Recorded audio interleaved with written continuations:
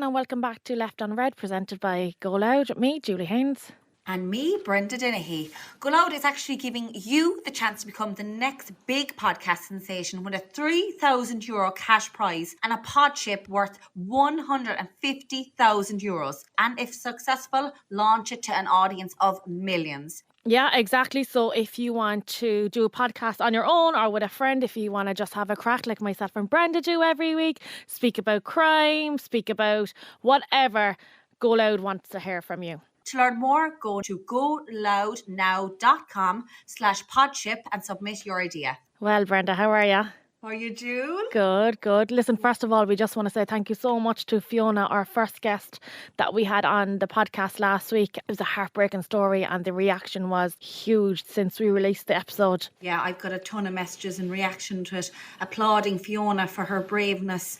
And a lot of people as well, quite, just heartbroken for her, heartbroken for the family. So we just want to thank her again so much for her time. And, I suppose it might be an eye-opener for people listening as well, thinking about going for any surgery or anything like that. Yeah, and I like that now. I got lots of responses as well. And we didn't want to scare anyone because I know there's a lot of people out there that have things booked and stuff like that. But it's just to raise awareness that it's not all good and it's not all positive results. Yeah, absolutely. And I suppose there's nothing wrong with going abroad. There's nothing wrong getting it done here. There's nothing wrong going abroad. Like botch jobs might happen in Ireland as well, or might happen in England. But I suppose it's just to be aware. Yeah, and like botch jobs do happen in Ireland because actually one of the responses I got from a girl saying, girls, I actually got some work done here in Ireland and a dodgy builder would have done something better. Like apparently she was meant to be in an awful way. So it happens home and abroad, doesn't matter where you go. Yeah, I had another girl and she was telling me how she went to Turkey herself, but she got on really well. She'd heard loads of hard stories before she left for Turkey. She said, thankfully, I researched my hospital and surgeon and she's been lucky and successful with a gastric sleeve and she's down 5.5 stone. Brilliant. And I got other responses as well from this girl here as well who said, I've got a gastric sleeve done abroad also, girls, and it's the best thing I've ever done. Other ladies texting in and be like, girls, I got boob lift, I got a boobie reduction, whatever, best thing ever. My confidence is huge, So it does make a difference to a lot of women out there and men that get work done home or abroad. But as I said already, and I'll say it all the time, we have to share the good with the bad and the bad with the good. Absolutely, yeah. There was a girl who was on to me yesterday and she was going getting her boobs done in Ireland and she was going to listen to the pod and I actually said, I was actually going getting the boobs done, but I used the money to come to London instead. Where you go get your boobs done? Yeah, to make them bigger. I have small titties, yeah. Good job, yeah? Oh, yeah, I was going to a guy in Cork and I was on a waiting list and all because, I've been up and down with weight. So obviously when I put on more weight, like I had massive jugs, we'll say. Yeah. Like I was up to D or an E and then you lose weight. Like I go down to an A then. It's the first place you lose weight, first place I put it on as well. Thing, though. Do you know what proper bra size you are? No, I don't either. Like I went into Pennies and I was like, I'll give it 32B there now. And too small for me then. But then I don't know. Well, you see, I do go and get measured. Like I went to Mark's there now a couple of months ago now at this stage and I got the proper bra and whatever. Then sure, I lost weight. So the first place my weight goes is my boobs. And then when I put on weight, the first place it goes to is the boobs again. So I'm up and down all the time. Yeah. But I'm shocked. I never knew you wanted your boobs done. Yeah. But sure, oftentimes I go around with 2 bras on, but it's very obvious. Did you ever get maximizer assets in Pennies? No, I never got them, no. Oh, they're unreal. That's unreal. And always go like a size smaller and it gives you a nice bit of cleavage. No, I never got. I put on the 2 bras and there's a picture actually came up my face with memories there from it was the Kinsale 7s there a few years ago. And I was like, geez, my boobs look massive. And I was like, I had 2 bras on that day. That's why. I thought it was unreal. I'd say they're all, look at you on there and the boob job. Little do they know. Just stuff tissue down there. But now that since you're on Instagram and you come on your phone a lot and you're chatting away. And do you think because you see yourself so much on the camera that you get a bit self-conscious of your boobs or wrinkles in your forehead or crow's feet by your eyes or whatever the case may be? Yeah, and do you know what I think though? I often would record something and I try not to use filters, right? Mm. And then I'm like, oh my God, stay in there. But no one else is probably thinking the state of her there. We all criticise ourselves so much. I'm looking at every single wrinkle. Like this morning, I was like, the Botox is weaning. I need to get more. Yeah. But there's if there's something you're looking at, I'm not thinking that about I you. know. Going, doesn't she look great? Even when you've no makeup on, you look great. But what about you? You're probably criticising every bit of you. I was, maybe because I was younger then as well, I was like, nah, Sean grand, you know, whatever. But since I started social media, because I'm looking at myself so much in the phone. I'm picking out all these flaws, and then I'm watching these girls on Instagram or TikTok or whatever, and I'm like, oh, isn't she beautiful now? Isn't she gorgeous? And then the downside of these stupid filters on Instagram or whatever is like when you do use them and then you just don't bother using the filter or whatever, you're like, whoa, Jesus Christ, what an ugly bitch I am. Because you get so used to those filters. Yeah, don't but you know when you were after getting the bit of work done, right? Yeah. I wouldn't even say the word work done, really, would you? Well, you're like, I mean, you're not after getting a new, like, face. We can't get a new face. But, like, I don't know about the word work. You got a few cosmetic procedures done. Work. I just got 14 chins. Facelift, like. Nah, I just got 14 chins removed. That's all I got. Chins and me. Chins and me. I went to sleep as Chins and Me that night, remember? And I woke up as Drooly Julie. Oh, stop. Yeah, so for anybody that doesn't know, I got liposuction done in my chin area. I just wasn't happy with, again, it's all down to social media, just wasn't happy with my chins. And I went abroad to Istanbul. And so, first of all, basically, I was never ever happy with my upper eyelids. I just thought they were very, very droopy and very heavy. So I priced around different clinics in Ireland, and it was costing me about 3,500 to get the excess kind of fat removed above the eyes. So I was like, no, I couldn't afford that. And even if I could, I wouldn't pay it.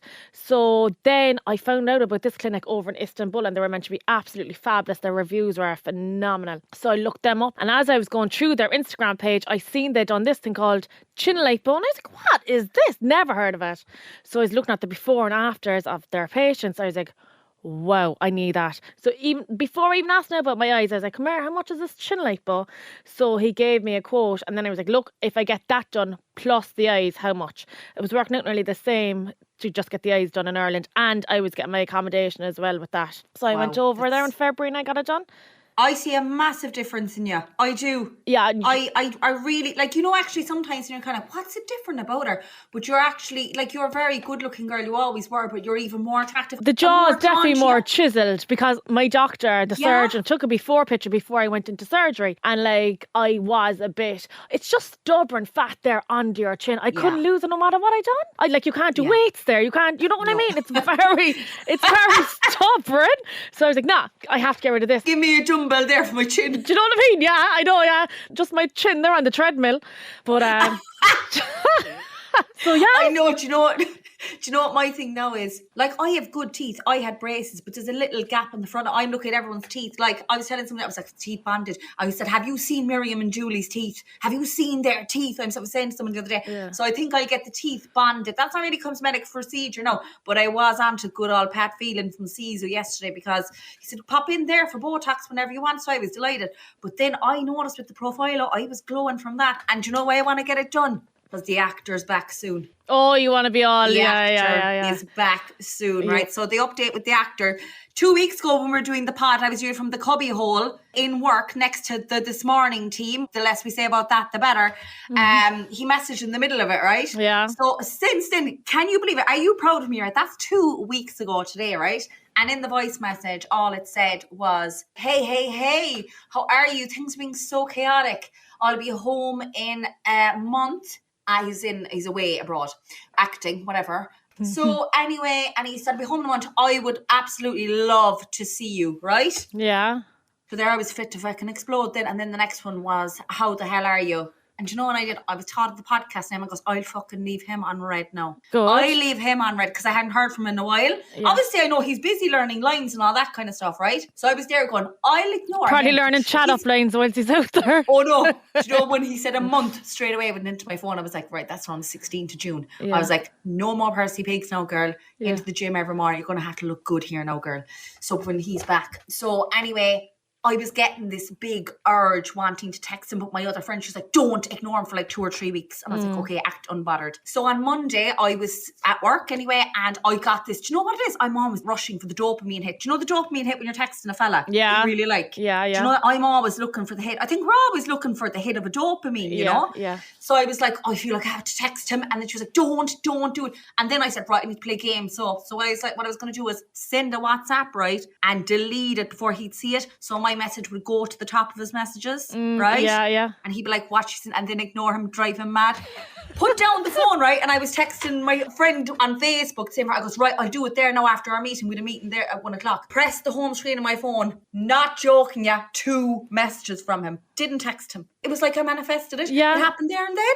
So it was 2 messages. I waited half So an at this hour stage now it's 4 messages. Because he sent you the 2 messages once we were recording the pod and these 2. 10 days apart. Okay, yeah. And then it was, hey, another one.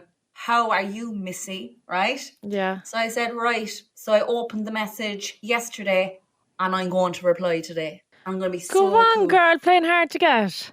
Yeah, but like I'm enjoying it and getting a hit out of it. But I was there going, will I say hey or hey? I think I'll only do one hey. Yeah. Isn't this awful? Hey, how are you? This stage of our lives, did we ever think we'd be here? Hey? Or will I say hey or will I say hey? What? This is it. I never thought in all my young years I'd be like this talking to you at this stage of our lives. Will Come we here say now, hey or will you've we a say... flashback there of your own now to tell the listeners. Oh my God. An old guys. tender flame. Oh, stop. Wait till you hear this. This is the most fucking random story you'll ever hear. So yesterday I was driving up to one of the girls' house. She was going to do my nails. I stupidly drove through Cork City at about 4:15 and I was stuck in the Keys for about just over an hour and a half, right? It took me to get from Carrigaline up to the Knocknaheeny. So sitting in traffic anyway for about an hour and Erin Rose actually fell asleep and I gave Fionn my phone to keep him quiet. So I'm living my best life anyway, sitting like we weren't moving out, the cars were not moving, and I seen a bag of jellies down on the passenger chair, so I picked them up, scoffing them, right? Scoffing them like a pig. And I looked around and I could see this lad right in the car next to me looking at me and I'm like, sure, he thinks I'm a pig, like. And I, just before I came into the studio there, I got myself a coffee and I was sitting down. I was going through my Instagram DMs and next thing he messaged me, hey, can I ask you something? I said, yeah, go on. Were you driving in towards Cork City yesterday afternoon? It was probably about after 4, I think. We locked eyes while you were scoffing jellies. I know it's a random message, but we matched twice before on Tinder. But then I deleted it, and when I seen you yesterday, like all these memories popped up, whatever, said I'd slide into your DMs, and that was on Instagram there this morning. Jude, I would so go there. Why aren't you meeting this fella? What happened? He deleted Tinder, he said. Yeah, but like, did you like him? Can you remember? I can't remember. I was like, I wanted to text back, like, which one are you again? Are you now going home? No. No, because now... Jewel, come on. And then you mind, I screenshotted the message, then I put it up on Instagram. I'd say, and your man obviously follows me on Instagram because he texts me. I saw you doing that, right? Yeah. And I was like, please tell me now. She's clever enough to have blocked him or hidden him to put it up. Or is he... Well, I blocked out his name. And I blocked out what he works as. Well, I'm still using the dog's account to do my stalking, all right. And I was talking, the makeup artist of the series that the actor was on accidentally followed the makeup artist because she was put up videos doing his makeup. But anyway, I had to unfollow her anyway. Actually, before the actor came back, I was actually, do you know the way, no, I'm desperate for this. I'd be like, do you know what, fuck him now, I was saying. I am going to distract myself. If I ever want to get over someone, I just get under someone else. That's the way Come I work. on, girl. Not a good idea. Yeah. I do, I'm very like that, even though inside I'm probably, like I remember before some lad I broke up with. I break up with him on a Friday and then I was shifting someone in Rairdens the next night, but I was actually nearly crying shifting into I was crying, thinking about the other fella, but shifting the other fella, and like your man didn't know what the fuck is going on. So yeah, so I was like, I'm gonna match these 2 lads. Now, one American lad, I was delighted because you know me, I love the Americans. Yeah. I think I'd love an American. I love when they're loud. Not saying all Americans are loud, but I love, I'd love a loud New Yorker. I need a man who's going to be louder than me, all right? So I was all excited. So I was like, oh my God, how are you? I absolutely love New York. I love New Yorkers and doing the New York Marathon, okay, in November. Hope you're well, what you do in London, right? But then in the middle of it all, the actor messaged. So I was like, oh, whatever. And then I actually went back that later on that day to go, that fella never texted me. He left you on red. Not even left on red. Unmatched me before he replied. Accidentally. Do you know the way you How do you know it was accidentally? Because he was gone. No, like I was there going, that's fairly bad state of affairs. If they are unmatching me, he didn't even say hi, Brenda. He didn't even say, like, he didn't say nothing. He didn't even say goodbye. I didn't have to check. Yeah. He said nothing. And that's happened to me. I'm like, oh Jesus, I didn't mean to match it. Yeah. Obviously he saw me and probably went, oh my God, stayed apart. So then the other lad, you have his messages. You'd have to read out his bio for the context. You'll have to read out his Okay, so that brings us into Tinder Tales. Tinder Tales is basically a segment that we do on our podcast every week. Brenda reads out some of my Tinder messages and I read out her Tinder messages of the week. So this week, because it's on Bumble, Brenda texts first. Hold on, he's good looking into you. Yeah, he's wearing. I love a black t-shirt on a fella, just plain black t-shirt. That's why he's wearing her. I'm wearing black today. Oh, you're a handsome girl. You've nothing on. You look like you just a pair of knickers on those shorts. I have a leather jacket though, and I keep with the jacket on. The jacket, the famous jacket. That's the jacket you had the one night stand in, isn't Yeah, it? yeah. About me, I'm a Londoner by birth, Sigma INFJ. What's that I think mean? that's something to do with houses or something. Oh, then he reads, please have normal eyebrows, thanks. Yeah. So then, Brenda, straight in for the kill. Are you not a fan of big eyebrows? And then he texts back, it's not the size that counts, just the strength and shape with a winky face. Have you any no-nos?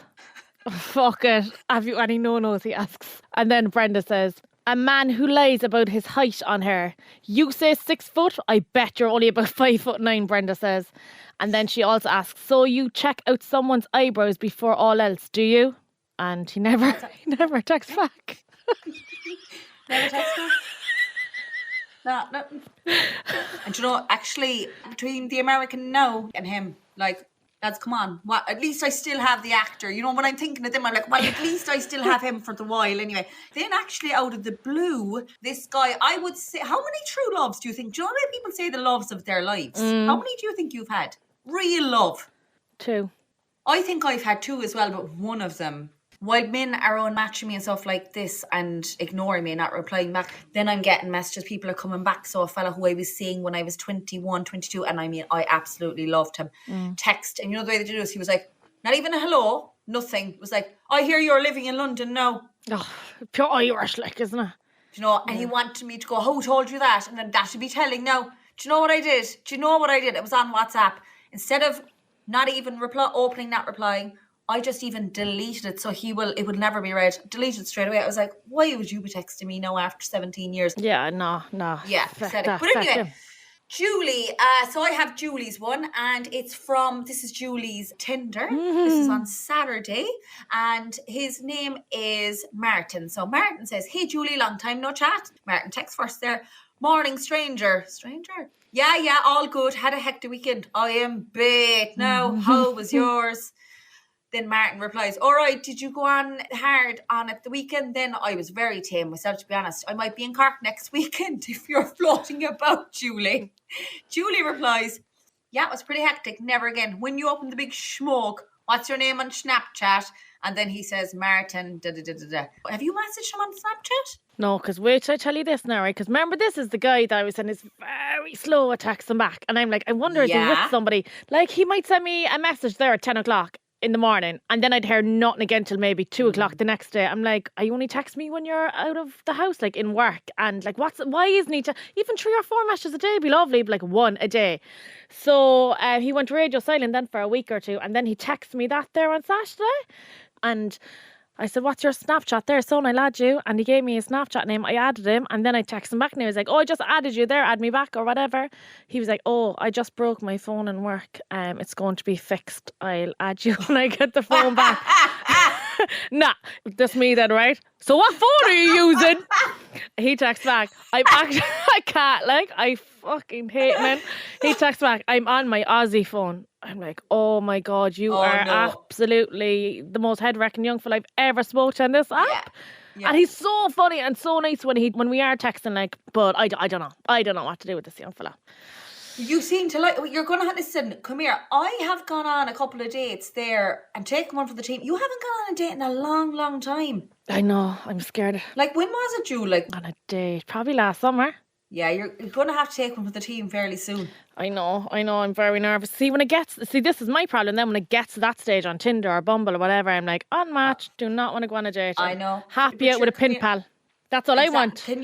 Can you actually imagine the absolute state of me if I meet that actor again?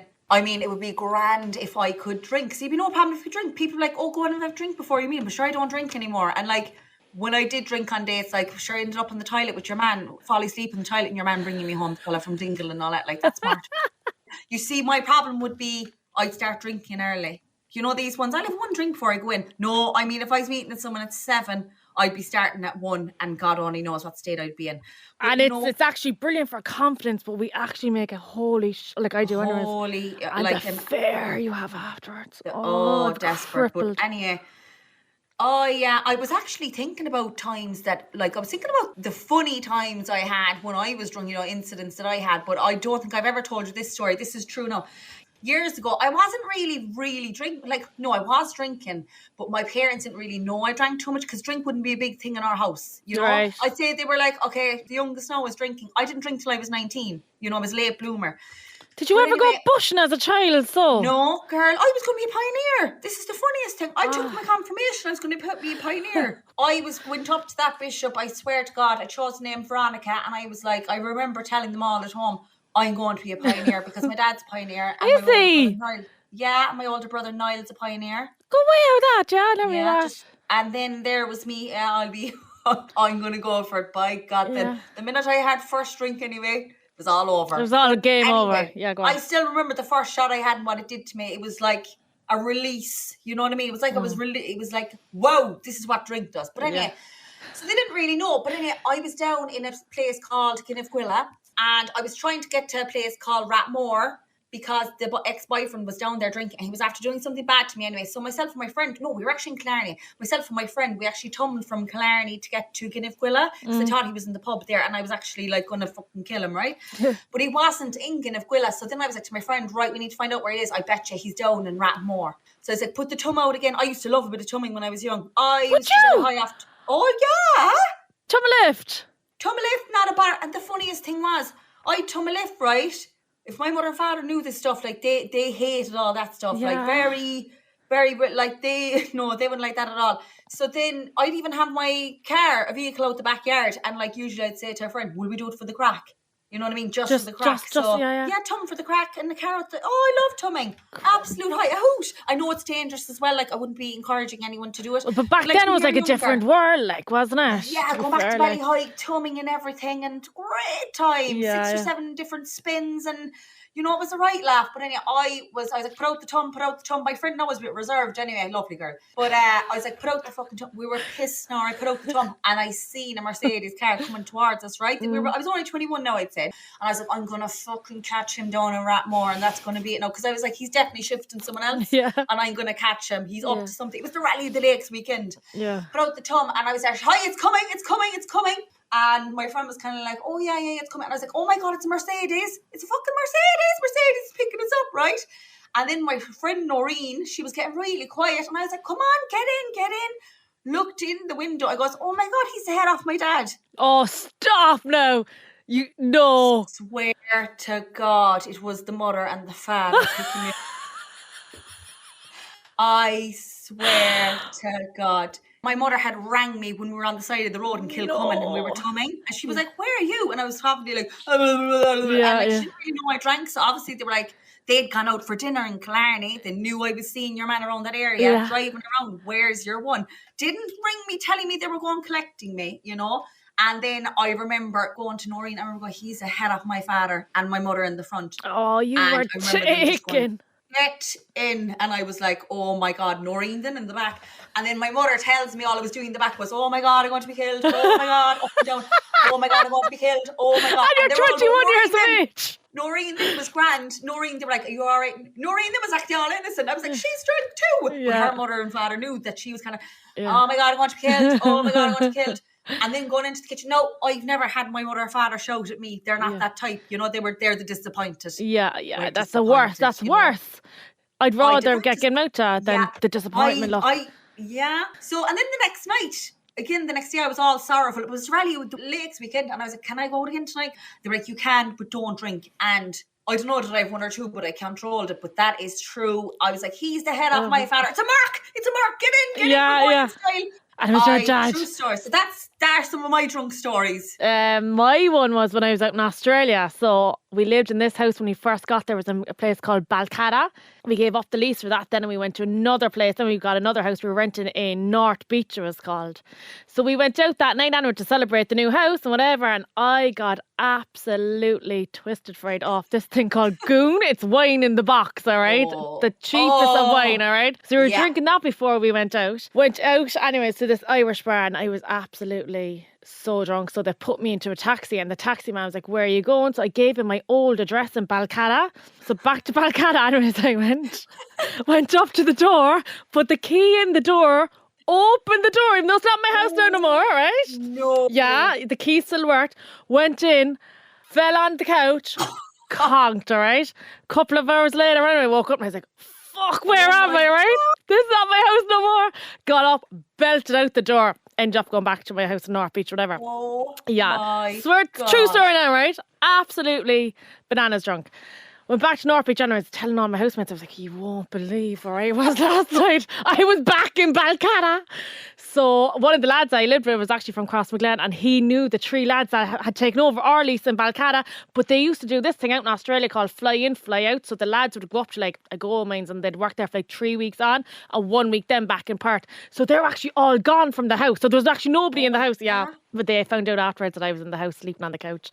But yeah, I know, I tell you. That is hilarious. But I have so many of them, but that one definitely stands out. Do you know what ones I always have? And did Sean do it? The ones when you went to the bed with someone else? Oh, literally, I was just about to say, I put out a question box yesterday on my Instagram. And I was like, tell me some of your funny drunk stories. Yeah. And that one came in, but she said she jumped into the bed in the middle of her own mom and dad. And I was like, nah, my brother jumped into his girlfriend's mom and dad's bed in the middle of the 2 of them. And I remember that my Sean telling me, my brother, the dad woke up and go, Jesus Christ, what are you doing in the bed with me? He had to drag Sean out of the bed and put him back in with his girlfriend. It was, I laughed. I'm still laughing off that. Love them. Love them. Give us a few more. Another one came in. My husband brought a donkey home in the car after a night out. We woke up the following morning with the donkey out the back. Another girl texting, girls, I was absolutely bananas drunk over in Ibiza and took a ferry thinking it was a bow party, woke up in Mallorca. Oh my God. They are like, you'd want to be well on it. Oh, stop. A lot of people like cones now and just like cups or like nice pint glasses or... Did you see in the news there, it also being a summer sizzler back home in Ireland, someone robbed one of, the big massive 99... Like the giant plastic 99 outside of a shop in Donegal. Like, you see that and you'd want to take it just for the crack. Just for the crack? Isn't it mad after a few drinks? Like, you're like, come on, we'll do that now. Come on for the crack. Or put that salt there, the salt and pepper thing there into your bag. Like, you know, like how sad are we? Like, you know? Yeah. But it's gas. Speaking of the news, did you see the news about the guy over in Korea opening the plane door mid-flight? Oh my God, I did. I seen a video on TikTok or Instagram or something. Oh my God, what would you do? Like, that's my intrusive thought. I know. I had thought of you when I seen it. The whole country were sending me messages, thought of you, thought of you, thought of you. Yeah. Like, anyone who sees me on a plane, I'm going on a flight next week to Dublin to meet you. Yeah. They'll just actually want to get off. They're like, she's going to... There'll be security sitting next to you. The thing that I was shocked by was how calm everyone was. Like, they were I thought they were very calm as well with the video clip I seen. So fucking calm. So calm. Like, way too calm. Yeah. I put up on my Instagram then, like, any, like, funny stories and stuff like that. But one girl was saying, I was on a flight back from Gran Canaria once. Bunch of Cork lads were drinking on the bus to the airport. It wasn't a rowdy bus, mostly families. One was getting very loud as the day went on. Said something about a bomb to the flight attendant before taking off. And suddenly Spanish police appeared, hauled him off the plane, never knew what happened to him. You say the word bomb anywhere at the airport in the airplane, you're off. You're gone. Very it's serious. A goner. Like, I wouldn't dream of saying that word. Yeah. I got another one here from a lady who's actually an air hostess. She said, hi girls, I worked as an air hostess for many, many years. We used to do an Ibiza flight every Saturday evening and it used to be a disaster because the passengers would be drinking all day. Could you imagine now? Like, anyway, we were coming into land and a male would not sit down. So I went down the aisle to him and he spat on me. I was raging and I said, you'll regret this. Asked the captain to get a police on arrival. I was cocky out telling everyone to remain seated when we parked up as the police were on the way. The captain never called the police as was too much paperwork, he said. I was absolutely mortified as he was getting off grinning mad at me. Anyway, the following Tuesday, he came back on board. Girls, he was absolutely bawling, crying, tears and all, because his girlfriend did the dog in him as they're out in Ibiza. Karma. I'd say those air hostesses see an awful lot of things. Actually, I was thinking if there was any air hostesses that would contact us, let us know just about their stories as well and stuff they get up to. The email is leftonredpod22@gmail.com and our Instagram is leftonredpod. And there's just one more here. I have this one now, and I have seen photo evidence of this. A few years ago, flying from Paris to Tunisia, we were going on a family holiday. The flight was delayed for over 2 hours, and then we found out we were actually transporting, wait for this, a terrorist back to Tunisia, had unmarked police on the plane and everything. I even did a Facebook post, which she showed me, telling everyone, just in case my daughter never made it. Your man had handcuffs and everything on the back of the plane. Oh my gosh. Frightening. Yeah. And then I actually asked on my... You've never had sex in a plane, have you? No, never. I wouldn't fit me and another guy into the toilet. I could barely fit me in. Would you chance it though? No, how'd you open the door? It's a tight squeeze, like. Does she go in up the in toilet? Does she go up in the sink or what does she do? Or I don't know. I haven't asked text back to them. I put up I just asked, had anyone done that? 40 people voted yes, only on my little following, that they had sex on a plane. What's that? Mile High Club, is that? So they're part of the Mile High Club. And then I actually have a message from a lady who did say that she had sex on a plane. My hubby and I had sex in an airplane toilet a few years back. About 10 minutes later, there were drinks brought down to us, courtesy of the pilot, and he wrote his phone number on my tissue. We did exchange a few texts afterwards, and he had said he had heard us. Yeah, I seen that message coming through, right? So the pilot sent down his number to this woman who had sex with her husband, and then she texted him. It's a very random story. It is, but this person as well was kind of, I don't know, but they kind of frisky, I'd say. I don't know, the one said that she went into labour. She was in labour on a flight home from Tunisia. She was 27 weeks. Oh my God. And her son is now 21, so the child is okay. And then there's just one more. Woman having a panic attack on a flight a week after 9/11. My sister told her cop on the terrace have no interest in a flight from Cork to Gran Canaria. Got a big clap from everyone. She was all drama. She was, as we'd say in Cork. All drama. Yeah, so if anyone has any other stories about flights and stuff like that, I'd love to chat to someone who was deported. I know someone quite well who ended up in prison in Thailand because I think he was going through customs and I think he told the customs person fuck off, and I swear to God, no, honestly, I know the person well. They ended up in prison over there for like 10 days and deported. Do you know what? I'm surprised. I wasn't in trouble with customs once upon a time because I remember coming back from Australia, right? And I think we stopped in Kuala Lumpur and my ex-boyfriend at the time was like, come on, get a load of amber leaf tobacco.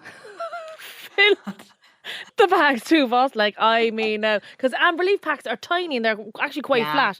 You should have seen the amount of amber leaf we were able to bring back. He sold them then. And you're only allowed bring back. What is it now? 2 packs, is that? Not even. 2 packs of tobacco. Cigarettes. 200 cigarettes. No one ever did. Like, come on, as if you're going to stick to that. I know you should, but like, come on. Listen, I'm telling you, if I was still smoking, I know I'll come back to Ireland a bit, I'd be backing over every single week buying cigarettes. I would. Do you think though? I remember smoking and I used to think the duty-free cigarettes used to turn my stomach. Now I still smoke them, like, but they're rotten though. They're not the same. I didn't notice. Didn't you? If they were cheap. No, I'm telling you, if they were cheap, because I used to smoke cigarettes from all over the world, because I had a cigarette calendar. If I heard someone was going on holidays, I'd text them. If I saw Julie Haynes do you know when we check in on Facebook? To Cork Airport now or whatever. Yeah. Like, checked in, I'd be kind of straight away, Julie, will you get me cigarettes? Oh, I was like, I had a cigarette calendar. If I knew you were going away, it was down. What do you call that, a calendar?